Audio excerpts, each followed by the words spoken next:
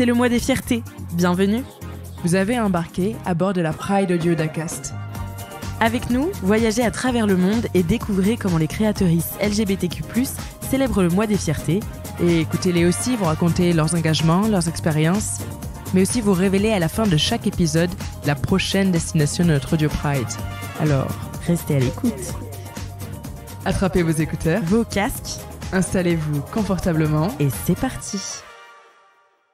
Bienvenue dans ce petit bonus de Vulgaire qui est ma participation à la Pride Audio d'Acast, qui est la plateforme qui héberge mon podcast. En fait, des créateurs et des créatrices LGBTQIA+ du monde entier ont enregistré un épisode comme celui que je suis en train de faire.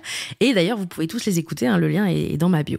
Donc pour les gens qui me découvrent par ce biais, je me présente, je m'appelle Marine Baousson, je suis une humoriste française, je vous parle depuis Saint-Brieuc, en Bretagne. Mon podcast s'appelle Vulgaire et dedans je fais de la vulgarisation, je prends des trucs auxquels je connais rien, je regarde sur internet et j'explique ce que j'ai compris avec un peu des blagues. Pour cette Pride Audio, on m'a demandé de répondre à 2 questions. La première, c'était « What was it like growing up LGBTQ in your city town area ?» Ce qui, en gros, pour les gens qui parlent pas très bien anglais, veut dire « Comment c'était de grandir dans ta ville en tant que LGBT ?» Voici ma réponse.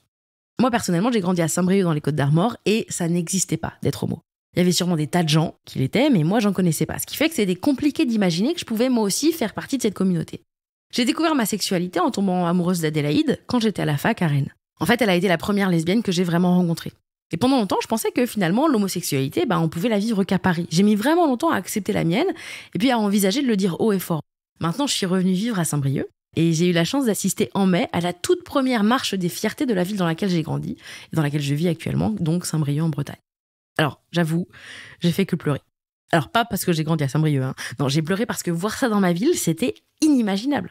J'aurais voulu pouvoir voyager dans le temps et dire ça à ma moi ado. Marine, il y aura une marche des fiertés dans ta ville un jour et ce sera ta meuf qui l'organisera. Ah oui, parce que t'es lesbienne. Et c'est ok. Et aussi investi dans le Bitcoin. Mais attention, que jusqu'à 2022. Après, pas ouf. Ma meuf, Elisa, faisait effectivement partie de l'organisation. Donc j'ai été chargée de faire des trucs utiles pour la communauté, genre faire des pancartes. Et mon plus gros succès, ça a quand même été Gouinaman. J'en suis très fière. J'ai aussi passé une grosse partie de ma journée au stand d'info où j'étais chargée de vendre des badges qu'on avait fait nous-mêmes. Et c'est là que j'ai réalisé que ça y est, en fait, j'étais une vieille lesbienne. Bon, on le savait, moi je vais à Decathlon toutes les 5 minutes pour être sûre que j'ai bien tout si je décide de faire un sport que je ferai jamais.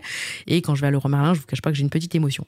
Mais peut-être aussi que c'est parce que je trouve que toutes les vendeuses de Leroy Merlin ont l'air lesbiennes. Vous vérifierez, mais je trouve qu'il y a un truc. Bon, ça doit être le polo vert et noir, j'en sais rien. Bon, en tout cas, j'étais au badge et je me suis sentie vieille parce que, je me suis rendu compte que les jeunes, maintenant, ils veulent plus des badges lesbiennes, trans, gays, etc. Non, maintenant, les jeunes sont tous et toutes pansexuels. Alors la pansexualité, si vous vous demandez ce que c'est le désir sexuel ou amoureux pour l'autre, quel que soit son genre. En gros, une personne pansexuelle, quand elle tombe amoureuse, elle tient pas compte du genre de l'autre. C'est pas important, c'est pas quelque chose que la personne regarde. Et moi, je trouve ça chambé. En vrai, on devrait tous et toutes être pansexuels, on gagnerait du temps. T'imagines, on n'aurait plus besoin de dire « Bonjour, tu me plais, quel est ton genre ?»« Moi, je suis vendeuse à Leroy Merlin. » Excellent. Aussi, il y a eu un gros succès du badge non-binaire. Ils étaient tous et toutes non-binaires, les jeunes. Enfin, elles étaient tous non-binaires, bien sûr. Et pour le coup, c'est assez marrant parce que la réponse à la non-binarité, elle est étrangement très binaire. T'es binaire ? Non. Du coup, t'es non-binaire ? Oui. Ok. J'ai aussi eu pour la première fois quelqu'un qui s'est présenté à moi en me donnant ses pronoms. Il m'a dit « Je m'appelle Gustave, pronom il, lui ». Et j'ai pensé « Mais c'est formidable, mais quel gain de temps !» Tu sais, ça t'épargne tous ces moments où t'es là, t'es devant une personne et tu sais pas. Et là, bim, on s'embête plus. Mais j'ai trouvé ça formidable. Bon, à part le fait que quand j'en parle, on dirait ma mère qui découvre WhatsApp. C'est formidable, quel gain de temps ! Voilà, une vieille lesbienne. Enfin, pas ma mère, Quoique. Bon, et donc quand je faisais mes badges, il y a plein d'autres vieilles personnes qui sont venues me voir et qui me montraient des badges en disant « Et ça, c'est quoi ?» Et moi, j'expliquais tout. Car, bien sûr, comme d'habitude, j'avais regardé sur Internet juste avant. En tout cas, ça m'a permis de voir qu'il y avait des gens de tous les âges qui étaient bretons, bretonnes, qui étaient fiers de leurs identités. Et ça, c'était fou pour moi.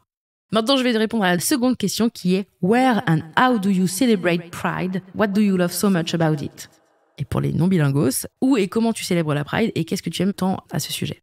Moi, j'ai célébré la Pride à Saint-Brieuc et aussi, j'ai eu la chance de présenter une soirée à Bobino avec plein d'artistes LGBTQIA+, le 25, là. Ça a été capté pour la télé et je suis hyper heureuse de savoir qu'une chaîne de télé m'a fait confiance et nous a fait confiance.